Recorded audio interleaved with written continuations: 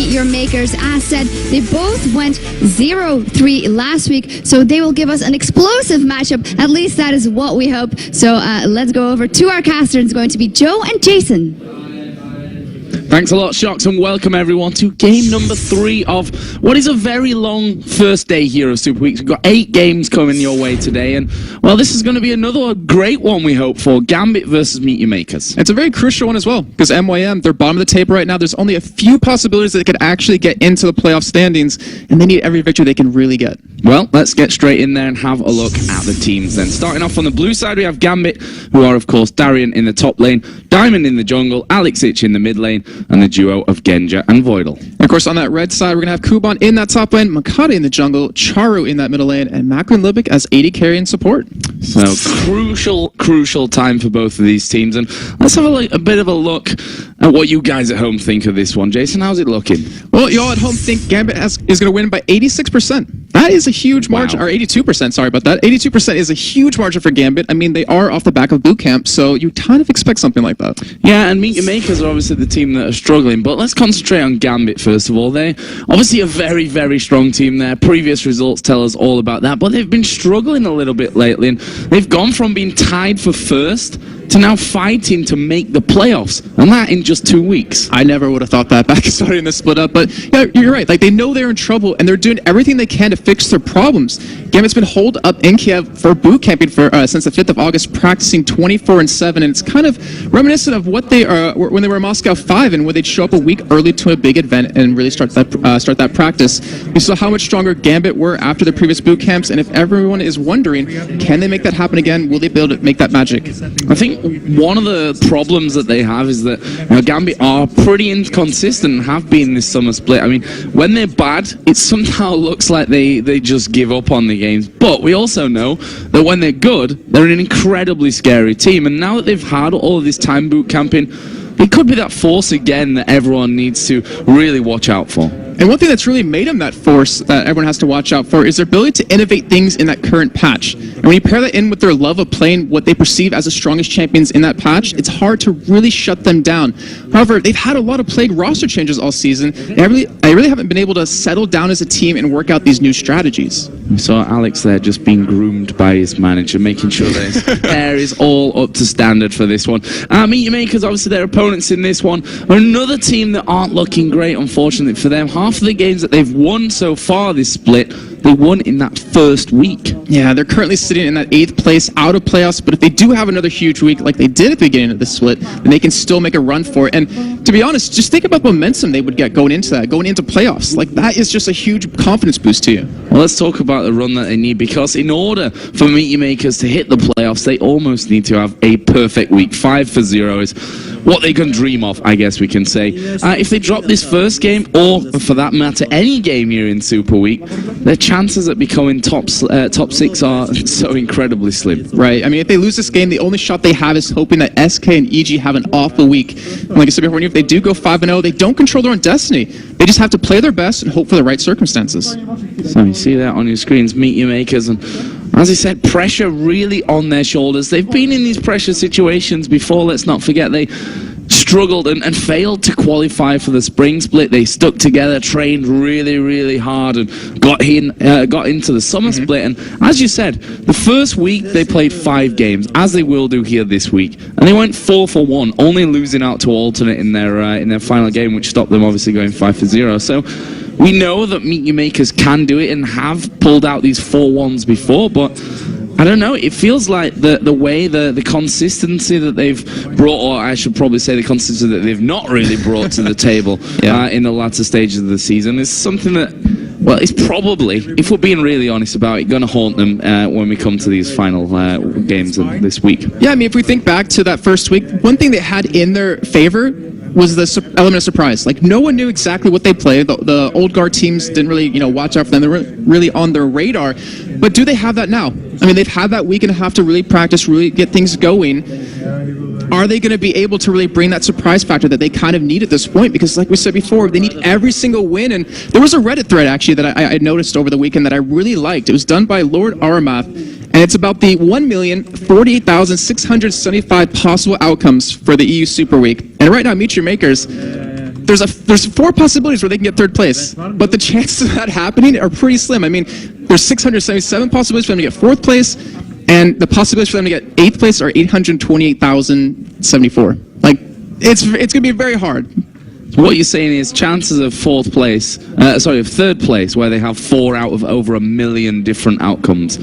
It's not really a number that you can. Well, that's the thing. It's not 0, right? It's not impossible for them at this point. But not only do they have to have a good run here, MYM, they have to hope that some of the other teams slip up for, to allow them to get that jump as well. Let's talk now more about Gambit, because they are right now coming off the back of a boot camp. They've been in Kiev in the Ukraine, training like we used to see from them, and I think that's something that's almost been missing for them throughout this summer split. Not only obviously have they had those roster changes coming in, but they've not been the old workhorse that they were back in the day, that they'd spend a week or maybe even more going into those big events to really sit together, to train together, to live together, and that's what made, for me, Gambit so good. But they've not had that this season, and I'm wondering if it's going to change now that they have had this week. I think it might be just a factor of no one's really nipping at their heels back then. I mean, if you think about it now, when you're at the top of the league, top of Europe, you're not too worried about practicing really hard. You're not too worried about the other teams coming up and rising. But the newer teams, they're out for blood. They will study you. They will try to learn every single strategy against you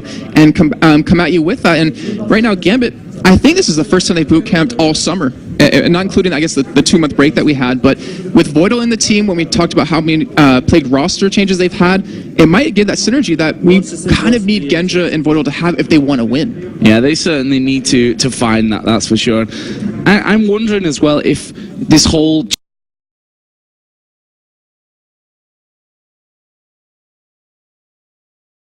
change of supports has really affected Genja more than anyone else, when it comes to this Gambit side. I mean, we've seen Darian, who's looked like his old self. He's had games where he's, how can I put this one very politely, being caught out and then not really looked like he cared too much afterwards, running down the mid lane as Vladimir against Lemon Dogs while they were doing the inhibitor, obviously comes to mind in that one. But he's still able to perform, and that's what makes Gambit so unpredictable at this stage coming into the last week of the season, is that think back to what Gambit always used to do at tournaments. The Intel Extreme Masters, which they went over a year not losing a single tournament of, they'd always be a little bit shaky in the first days, where there wasn't that real pressure from groups, but they would always turn up when it comes to the playoffs the next day. And that's the thing about Gambit. They come and play when it really matters. And the perfect example of that to me is Intel Extreme Masters Katowice, where they got through the group stage based on time.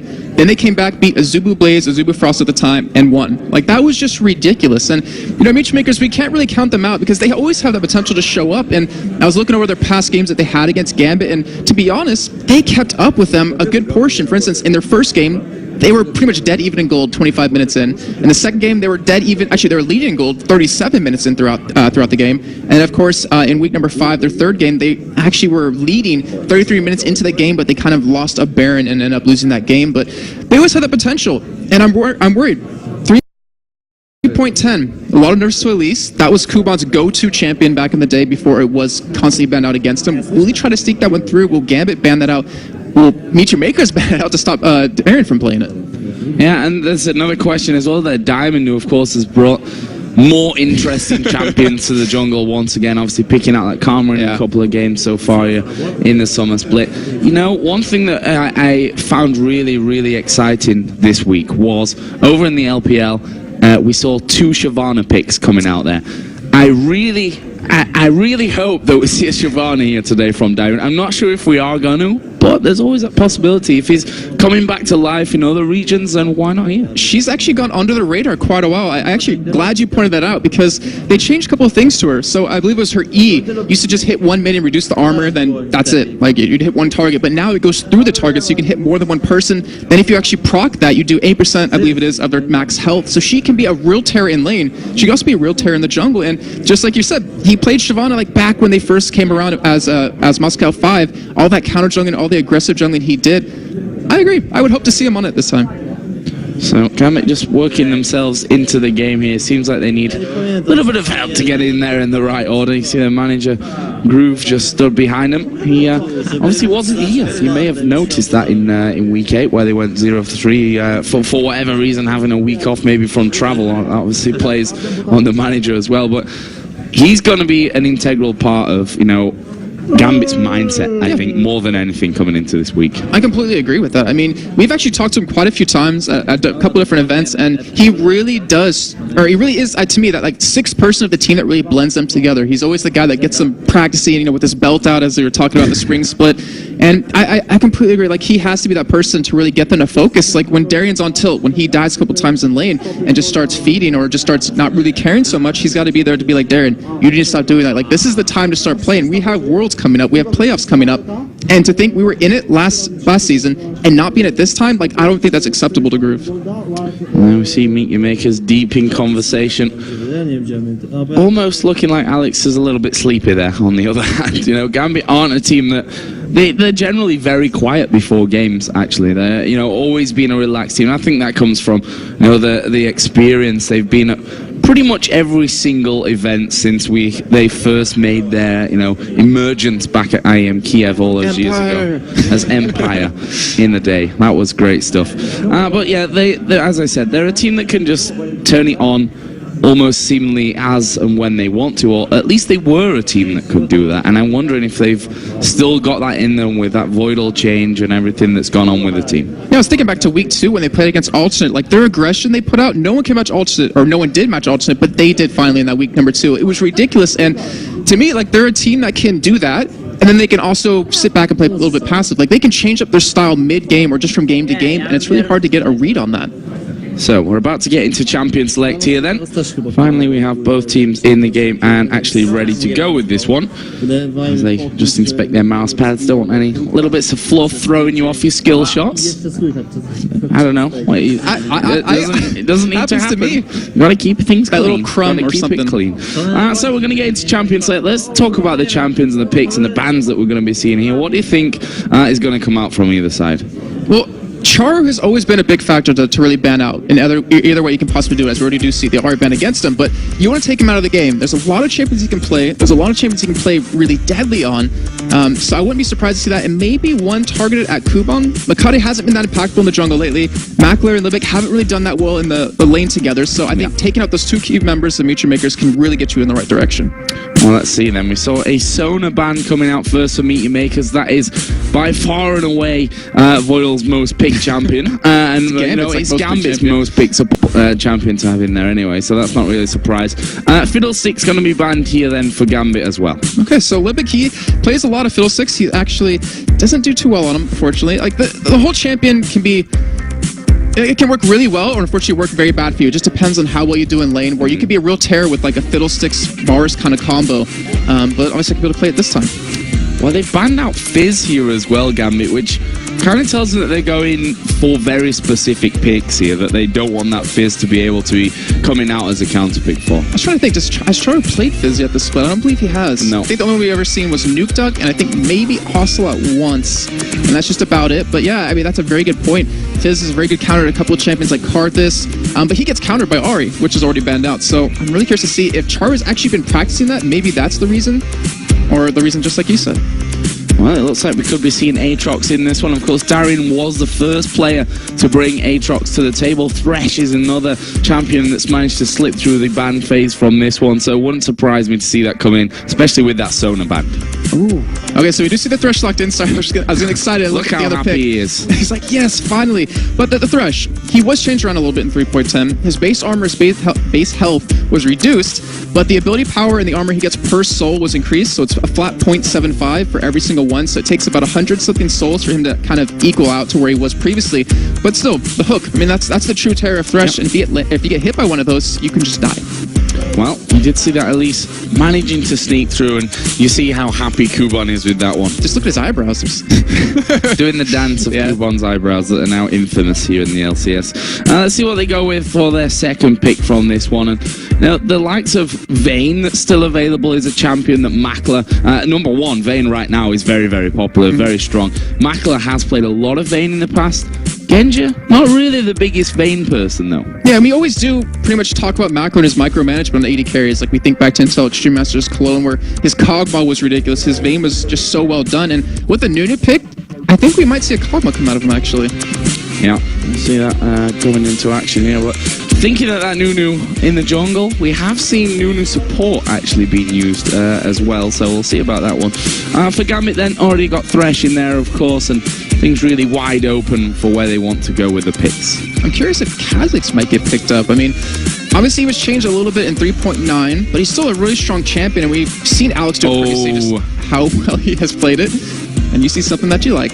Well, I wanted Shyvana, but I wouldn't be too unhappy if we get to see Diamond on Lee Sin here. That would be nice. The Twisted Fate being picked up and locked in there by Alex Hitch. Obviously, Twisted Fate himself had those changes as well, no longer having that global passive that he had, giving that gold out to everyone, but gaining more of it himself on most occasions, I think we could say. But it's the whole pick a card thing that's really changed for him. Yeah, because you used to be able to just kind of cycle through your cards, wait till that timer counts down, then lock your card in and wait for that timer to go down. It gave you a really long period of time to throw that card, but now it's been shortened quite a bit, so you're forced to really commit to it or just kind of back away. But on the other side, you see some pretty much instant locks coming in. Yeah, Kassadin. Yeah, no problem there for Charu. Once that Twisted Fate comes in, he's like, we're going to pick that one straight up here and have that Kassadin in there. Are they going to be going for Twitch? Makler is currently hovering over that one. We'll see if that will be the choice for them to... we're thinking Nunu in the jungle. As I said, we have seen Nunu in support role recently, so could end up being that support Nunu, but I'm tempted to say that Livic's probably going to go somewhere like Zyra. Yeah, and the thing is, his Zyra was so strong back in Intel Extreme Singapore when we kind of first saw them come to life in terms of a big event, but he's 2-10 on Zyra right now. And that's, unfortunately, it's not a great score. It's not a bad champion to pick up, and it gives you that opportunity to kind of catch someone followed up with Cocoon, and it gives Twitch the ability to really get strong in lane, but there's still like Nami available. She kind of disappeared. People aren't playing her anymore, which is a really strong combo with Twitch, since you have Twitch, you can throw it a slow, then Nami can follow up with a pretty easy bubble, not to mention her E. I mean, it's really hard to kind of escape from that. But I'm imagining that we're going to see lane swaps actually come in. Maybe Genja and Voidal will go up against Charu in that middle lane, because Twisted Fate's going to have a really tough time. Well, let's see then what Gambit going to finish off here. AD carrying top lane, we're thinking, to be picked up here by the Russians and one Estonian. We should mention once again here, obviously, Voidal is going to be, well, locking in Yorick here for Darian, and a misfortune.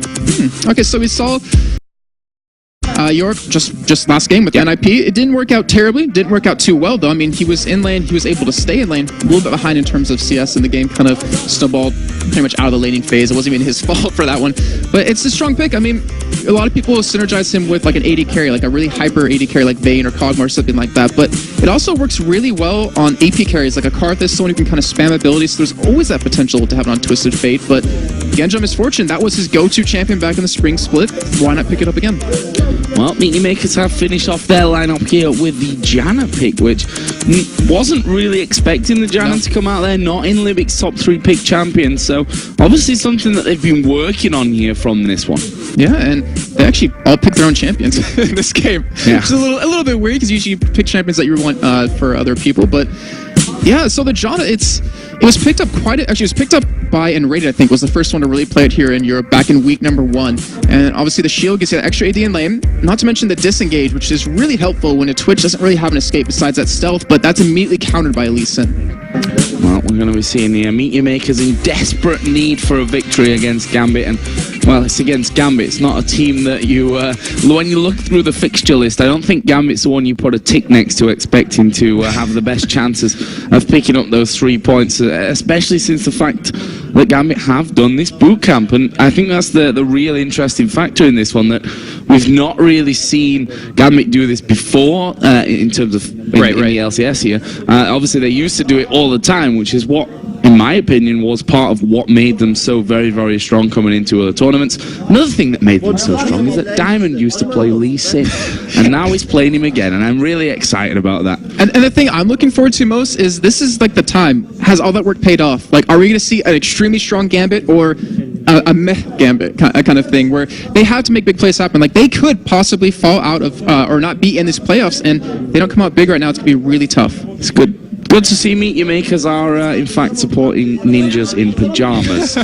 coming in. All 5 of them got NIP logos coming into this game. So that's an interesting choice for them. And we'll see how that really helps them coming into this game. But certainly an uphill struggle is this entire Super Weekend for them.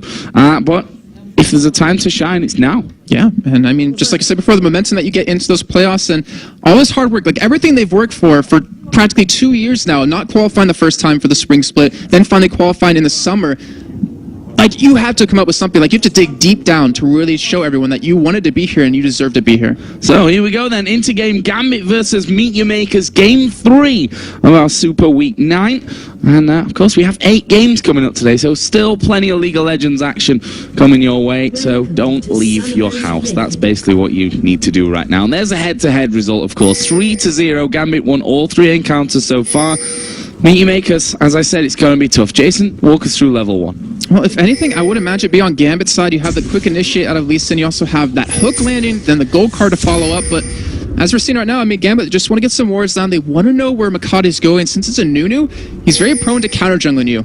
And against a Lee Sin, it's going to be a little hard for him to kind of do that against a Doran's Bladed Lee Sin, which we have to point out as well.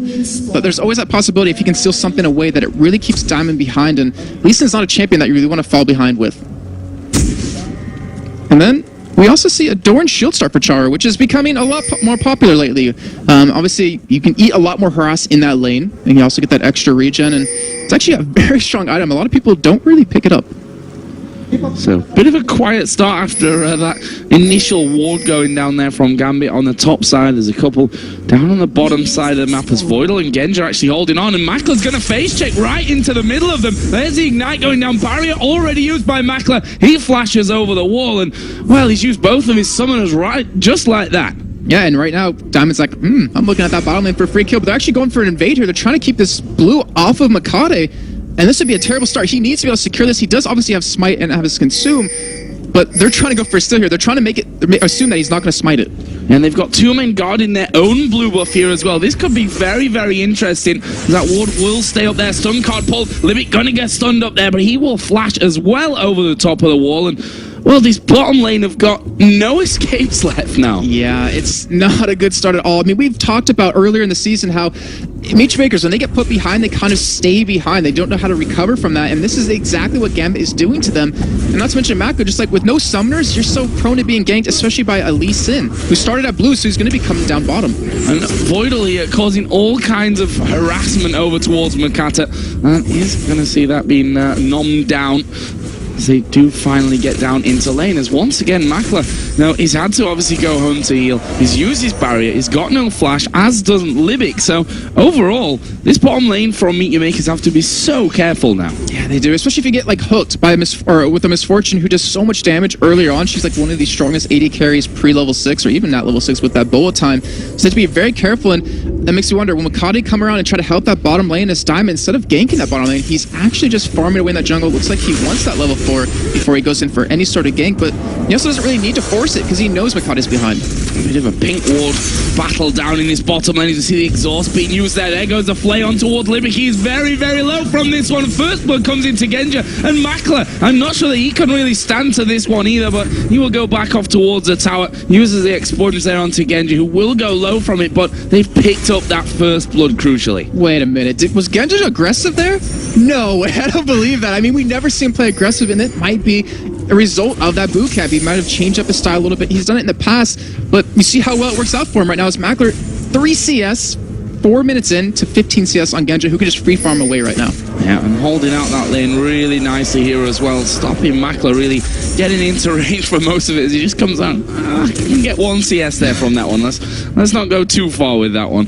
But Voidal doing a great job in terms of positioning here, you have to say, from that first kill. Oh yeah, I mean, he's been doing a fantastic job. Dime coming around the top lane though to go for a gank on a Kuban. He's actually going to be stuck here, but he will have that flash. Yeah, Repel coming in from that one. The Q will land. Wow, and Kuban flashing behind the tower there. He thought that Diamond was going to follow in. And that might just be nerves right there. And that's really unfortunate because if you're going to flash, you got to make sure they're committing something as well. Maybe get him under that turret, but Makati, he's sticking around in Gambit. They're trying to go for a kill here. Oh, they've landed the kill into Emil once again. Kuban going to go down from this, but Makata is now chasing in. He's got the ignite on towards Diamond. Can he get away from this one? There is a smite going down on towards the minions, but he will go down, and that's the buffs transferred back over to Makata. And that was a fantastic try by Diamond right there. He popped his Iron Will just to smite it away to get some extra spell vamp in there, but he also used his W on himself instead of Tigdarian to kind of escape right there. But either way, good turnaround. Makati now, who was behind earlier on because of that blue buff harass, is now caught up with that double buff. He's going to have a refresh on it, and needs to be a really big nuisance to deal with. So, 2-1, 700 gold lead here right from the start for Gambit. And well, it's good that Makata got that kill there because things could be going very badly for them right now if that had have not happened, but still not all perfect at this stage. We'll see how this one really develops. You can see that bottom lane, they continue to put the pressure on towards Makla, who, lucky there that Voidal actually, I think, tried to aim his hook as to where Makla was going to go, but he just stood still, so he missed anyway in the end.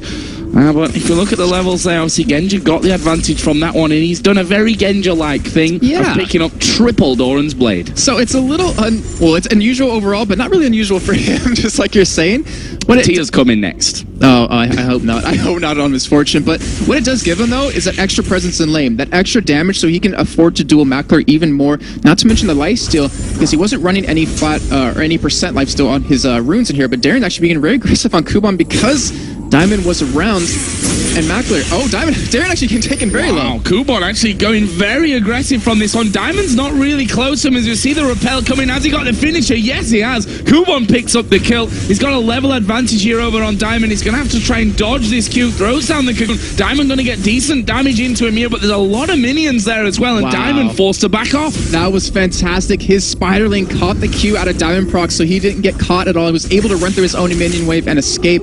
Great job by him. As you can tell, I was surprised he went in for that. I mean, considering we obviously knew where Diamond was, but to kill Darren like that, because we know he goes on tilt, we're going to see how it's going to develop. Yeah, Charu going in aggressive there. I think he's got bitten off a little bit more than he can chew. Where's the wild cards? Alexich not able to throw them out quick enough here. And Charu will escape with very little as Makata comes around the side as well. Snowball not doing enough. Little bit of a dance and backing away. Yeah, and right now, because of that kill top lane that Kuban just got, it gives Makati that freedom to gank middle, to gank bottom, to help those other lanes out a little bit. As you can see by CS, Alexich is ahead of Charu. Makati is going to be sneaking around here bottom. And he's not spotted by a ward. This could be very bad for Gambit, though. Genji, he does have flash, does have barrier to escape.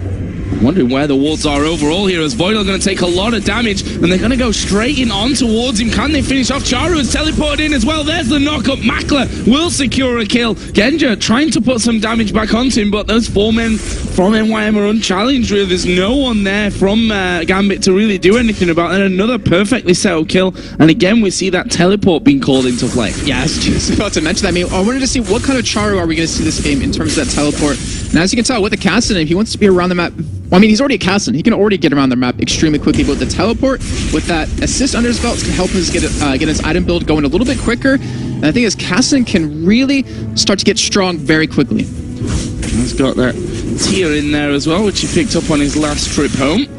See, in that top lane, what was going pretty well for Darren up there. He'd had that presence from Kuban to come in there. They'd managed to get that 1 kill. Kuban really not scared of fighting in there at the top, and that's what we saw. A little bit of miscommunication, I think, because Darian pushed up that lane while Diamond was in the tri-bush, but then Diamond went into MYM's jungle, and it was all a little bit strange from Gambit's side of things. I think there was some communication problems with how that fight went down, but it leaves us either way. Gambit still having a gold lead, Meet Your Makers ahead in kills. Right now, it could be a lot worse for Meet Your Makers, but luckily they picked up those 3 kills, and I was looking over the past couple of games, and Gambit versus Meet Your Makers in terms of Dragons, where Gambit's gotten 9, and Meet Your Makers only been limited to 3, and we've seen earlier today just how impactful getting Dragons over and over can be for SK, who got 5 or 6 in their first game of the day, then EG, who got quite a few in their game just previously versus NIP, and right now, Meet Your Makers, like, that's the next big step for them. Can they maybe gank bottom lane or gank middle and then get that pressure on that Dragon? Yeah, Alex has had plenty of time to be farming himself up, and obviously his passive now works in his favor. Obviously, it doesn't work towards his team anymore, but he's going to be gaining more gold from that overall. So we'll see how he really develops. He spent a lot of time in that lane just constantly farming things up, as we see Nunu headed towards his top lane, and he's going to be spotted there. And that's one of the problems, almost free vision that you can get out there from Warwick. But look at that damage coming out from Yorick, not Warwick. We've not seen him for a while. But you see the damage there once again from Kuban. Darien has to be so careful. Yeah, Kuban's running his patented 14 Magic Pen earlier on, which is going to help, since Darien is actually using a very aggressive rune page where he has 13 flat armor pen, 5 flat magic pen, and then 8% of both. So he wants to go in for damage, he wants to make an impact, but Kuban, he's just able to turn that aggression around right onto him. So, I just saw his recall being cancelled there in that top lane. Bottom lane got a little bit quiet after what was a hectic start. That first blood going over to Gambit. However, we have to point out that Genja still has a big CS lead over Makla. Yes, he does, and he has 1,500 gold in his pockets to spend right now. And you know, to me, the bottom lane is a really crucial point of how this game's going to go. But it's all to me about Makade, because in the past he's been more of a aggressive jungler in terms of he likes to gank a lot, but he's never reactive. Like, he never counter ganks too often. And right now he's trying to set up for it, but Diamond's nowhere near there. He's at that bottom lane. He's trying to gank there. No, he's just spotted Makata coming running out of the bush like, good job I didn't push that one out too far. With the Nunu waiting in there, but look at this. Meaty Makers are all coming down, so we could be seeing a play about to happen on towards Dragon. Yeah, and Alex actually might be able to get caught here. Yeah, they've come right into that one. Cocoon match range, he's going to land onto him. Alex now in all kinds of trouble. He's going to be able to stun one of them, but he went for Nunu. The other two mobile enough to finish off. Good kill, and that is most probably going to secure them this Dragon as well. And what's a little weird is that you mentioned it, Darien saw Nunu running down through the river. Like, they kind of should have expected that coming, and right now Meatmakers trying to get this first Dragon, but Diamond, he has something to say about it. Yeah, Libic here actually going to get hooked, get hit with a Q. Genja picks up that kill. We do see the Dragon actually being picked up there by Meet Your Makers, flashes away. Q not quite landing there, coming out of Diamond, and able then for not to follow up on things. And Meet Your Makers, they lose their support player, but they picked up the first Dragon of the game. And to me, that's really important for them. I mean, right now, in terms of total Dragons over the summer split for EU, they're 7th at 38. And we talked earlier about how Gambit has 9-3 up against them in their series, and something like that gives you so much gold, and it really kind of gives you a good mindset. It gives you the opportunity to say, all right, Dragon died then, we have the timer for it, and when it comes close to that point, we'll have a pink ward down on it, but do we also want to make another play on it? And if they can kind of snowball multiple Dragons overall, then they will have a hefty lead. So, just seeing a couple of items being picked up. Genja in particular, a lot of gold going back there, picking up a BF sword and a Vamp scepter from that one. We can see from Alex's side, he's added the Sheen in. On the top side, Yorick now, Negatron Cloak, probably vital at this stage. We've seen how much damage Kuban's been doing to him. Yeah, that will be going to that Spectral's Cow, which is actually a very, very strong item. That regen you get is just so strong, but right now, Kuban, he kind of countered that with the Haunting Guise, and if he gets Sword Boots right after, that Negatron Cloak is pretty much wasted gold right now for Darien. Well, let's see how that one heads out. You see at the bottom here, Makla going to be doing a bit of damage, but actually takes far too much there. Has to use his barrier. Voidal was trying to push in there as Diamond comes flying through. The Q not quite landing in on towards Libic. He's like, hey guys, I'm here. Oh, too late. But we just saw right there, like the trading potential out of Genja versus Makler, where Genja just destroyed him with that BF sword, with those 3 Doran's blades. Yeah. And Makler, he has to go back. He has to pick up an item, and he actually is going towards a Bilgewater Cutlass. So he will go for that Blade of Rune King as his first major buy. And honestly, that really won't help him in lane too much. It'll help him in team fights with a spray and pray, but Genja should be just able to outdamage him 1v1 now. So Kuban there just pushed onto his tower and does pick up the Haunting Guise here, first of all, as we've seen him do a lot during the course of the season, but starting to be able to hold his own in this lane. We'll see how that one all really develops. Makata did start to come across, but I think decided that they probably weren't going to get in onto it, and now we're seeing the second blue buffs going over to the mid laners. And yeah, we've seen Kuban carry very well on his Elise. He has a 4.6 KDA on her. And you kind of see Meteor Maker's mindset behind that, where they've been defending her quite well. Like, Makati's been up there often, more often than he's been bottom lane or middle so far, and it kind of shows that they want to get him started early. And we're going to see how it's going to develop as the game goes on, obviously. But Charu hasn't been given much help. However, he's doing a great job in keeping up in CS. He is not down that much. Yeah, he's really not that far behind. And his teleport is now off cooldown, by the way, so could be seeing him get involved. We have to mention as well, Alex Sich, level 10, he's not popped Destiny once.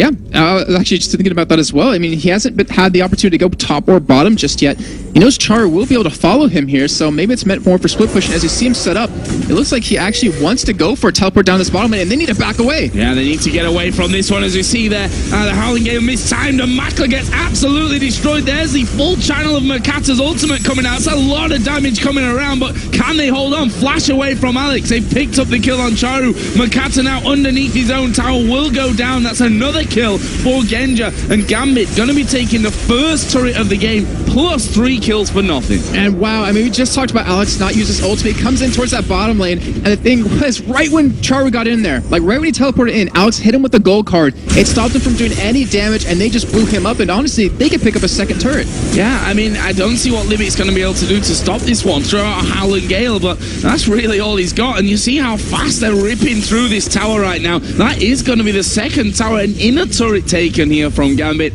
That just makes those 3 kills in that initial tower even more amazing. And what's really deadly is with that second turret going down, they lose control of their blue buff. I mean, we have to have Libic warded up constantly because Charu, he's going to need that blue to power up that tier to get that Rod of Ages and to be able to have that ability to keep spamming. Not to mention, Dragon should be coming out relatively soon. To me, actually, losing that second turret was worse than losing 2 middle turrets at this point. Oh, Kuban. I mean, very, very low. The Ghoul's hammering away on him there. Probably shouldn't die to them at this stage, but still going lower than he maybe bargained for going up there against Darian, who right now is pretty strong. He's started, as I said before, to really be able to hold his own once again. Not quite getting the cancel on the recall there that Kuban was so in desperate need of. Genja getting himself the red buff. He's now got that Bloodthirster finished up after picking up another kill down in that last engagement. And look at his CS now. It's up to 50. Yeah, that's... well, the lead's up to 50. Yeah, he's got 130 overall. You know what I mean. Yeah, exactly. And, oh, we see Charu getting caught. Yeah, getting the hook in there, but have they got the damage? Rift walk away there from Charu. Nice shield coming out as well, just to really negate that tower damage coming in. But Diamonds come from the back, kicks Charu through. He's going to follow in from this one. Needs to be careful as the Howling Gale comes around, but Gambit, in the process, managed to pick up that middle outer turret, but they're not done here, Meet Your Makers. They're going to go aggressive. Are they going to be able to catch onto Voidal? There is the repel. Voidal going super low from this one. He's shielded himself, burning from the Ignite. Not sure that he's actually going to go down there at the back. No, he's managed to live through it. I believe that Howling Gale that came out of Jana, actually, yes, it did. It stopped Diamond from queuing into Makati, which would have been a guaranteed kill. Fantastic job by Livic, but you just see Meet Your Makers, they're kind of losing control in Gambit. They're taking advantage of that. They realize that, and this chaos that they're kind of putting down, where they, 4-man gank bottom, then push 2 turrets down, then just group up middle, push that turret down. It's catching Meet Your Makers off guard, where Kuman, he's being forced to help. Like, he went down middle to help out, and he's falling behind in CS in his lane. So let's have a look at some recent purchases. Spirit Visage added in there for Darren, which means that Kuban's probably not going to be able to kill him anymore. Yeah. The Aegis also added in there for Diamond's Lee Sin. That was before that last fight. Also the Needlessly Large Rod picked up from Alexich as well. Yeah, so it looks like he either will go his Lich Bane, as we see Kuban might get caught here. It does dodge the hook, so he'll be fine, but he might go for the Death Cap, he might go for Zonia's, or go for that Lich Bane, but this is the big point. 17.5 minutes in, Dragon is up. Meet Your Makers cannot afford to let this go. But I'm not sure they can even team fight right now. They need to be able to catch someone with that cocoon, followed up with the entire CC chain or damage chain, and hopefully be able to kill Gambit. But right now they're like, all right, well, we'll just 3-man push middle. And right now, Meet Your Makers isn't in position to stop this. They're so incredibly out of position to stop anything like this happening. We can see their Diamond just off to the side, just being basically a human wall, trying to stop Meet Your Makers pushing through. He's actually going to take a lot of damage here, but they've took the turret. Hooker's landed in on towards Kuban. This could be very bad for MYM. All going very low. Libic's going to die here at the backside. Voidal actually picking up that one, and while they lost 1 man, honestly, that could have been a lot worse than just a 1-man. But Gambit are pushing towards the inhib turret. I mean, they are just punishing Meet Your Makers left and right. They realize that they're all grouped up with Dragon. Why not push that turret? And then MYM, unfortunately, getting caught. Libic being the one to die right there. You're going to lose that inhibitor turret. They should be able to lose their inhibitor here. And Gambit, they have a strong lead. 8,000 gold, 18.5 minutes in.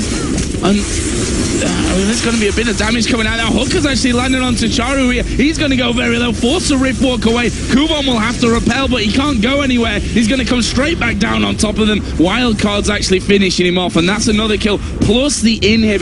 That came from really nothing. They were both teams were at Dragon It. That was all positional play that's just got Gambit those bunch of kills, the inner and the inhib turret, plus the inhibitor itself. And because of all the gold they've been able to farm, because of their CS lead, because of their levels, because of how strong they are with these 8 kills, they can afford to do that. Like, Michi Makers doesn't have a lot of wave clear. They have to pop everything they can to potentially kill one person, but who will that be on Gambit? But now Chari's teleported in behind. I don't think no, there's no way he's going to steal. He's going to try to go in for a kill here. Oh, that wasn't meant to happen.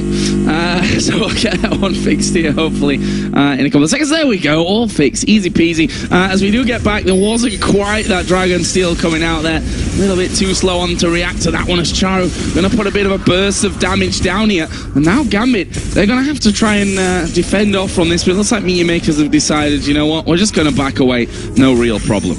And right now, with the lineup that Gambit has, with that inhibitor being down middle for Meteor Makers, Baron is a very likely possibility. And one thing about Gambit with Baron, every time they've gotten first Baron, they've won the game in the summer split. So that's a very dangerous thing to let Gambit kind of pick up. Not to mention, they have the least amount of Barons taken at 10. So that kind of shows if they go for Baron, it's just to win the game. They don't necessarily need it all the time, but that might be the next move for them. Yeah, with the Oracles coming in there as well. I've seen them. Manamoon actually finished off here by Darian as well. And now Alex Hitch is coming up towards that top lane to join him. Go for a kill on Kubon, who's he's a spider after all. He'll be able to get away. Lovely cocoon comes around onto Darian. That pretty much stops all of that happening. Or does it?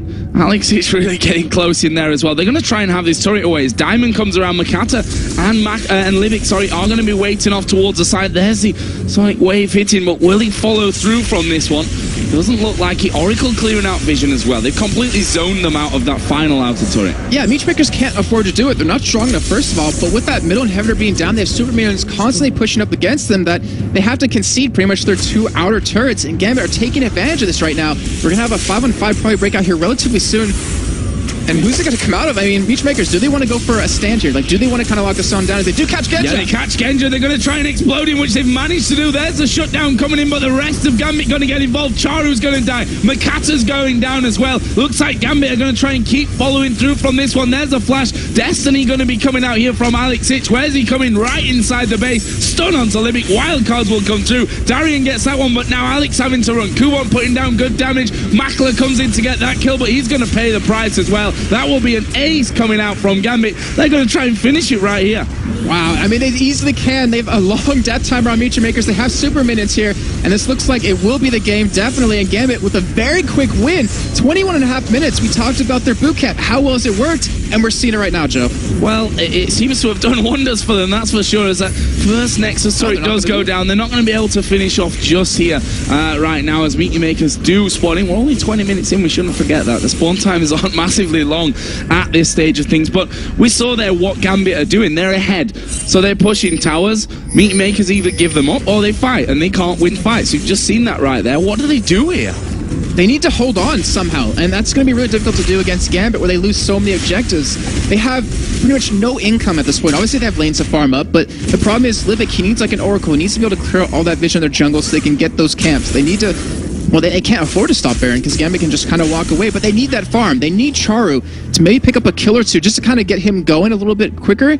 And then with that, like, they have the potential to burst someone down. Alex doesn't have a Zonia, so you can burst him. As you saw, Genja is easily burstable if you do land a cocoon onto him. And as long as Meech Makers can target them down one by one, then they should have that potential, but they need to hold on. They need to hold on like 5 to 10 minutes at least. Well, we've seen some pretty big items being picked up recently. That locket now being completed as Alex going to get in here on towards Makler, who is invisible, but he's not going to be invisible for very long here. Alex just blindly following there up the lane, and now the rest of Gambit coming in here. Makler looks like he's going to be a very dead rat. We'll actually use the Blade of the Ruin King there on towards Alex, but that won't help him out. Genja gets the kill. And that's all due to the lack of vision that Meech Makers has. They don't know exactly where anyone is, and to be honest, that was kind of maybe a desperation move by Makler, because Alex's ultimate is now up. Like, it was almost up when they started fighting. Charu's out of position right now, and Gambit, yeah, they can. They're going to try and win this one. Charu is going to be forced to recall from this. Obviously, that second Nexus is all that really stops Gambit walking in there right now. It's already down to less than half as the kick comes in. Kubon going to be knocked back. There's a hook onto Charu. He's going to surely die as well. Alex picks up that one, and they can just finish the game right here. They don't need the kills. They're going to pick up the second Nexus turret.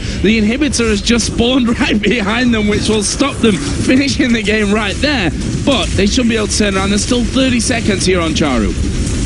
Meech Makers, like, they can't hold on. Like, they have 5 members of Gambit up. You still char down for 20 seconds. There's nothing they can do. Yeah, they're going to push straight in for this one. Hook not going to land, but it doesn't matter. Gambit going to walk through, finish off the Nexus, and take down Meet Your Makers in 24 very, very quick minutes there. That was an absolute annihilation from Gambit. That was a win, a very convincing win for Gambit. And we talked about earlier in the boot camp, how well has it worked out? I think we saw right there it's worked out phenomenally for them. They pretty much had Meet Your Makers written down to a T. They knew exactly what to do against them, completely countered them.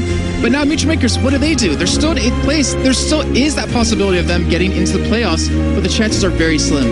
Yeah, they are incredibly slim. I think words almost fail to describe how much Meet Your Makers need a turnaround here from this one. They have to win all 4 games if they're to have a chance. And even that isn't controlled by them. Obviously, the 4 wins are controlled thoroughly by them. But actually, even if they do that, they're not guaranteed to be able to land a place. So it depends.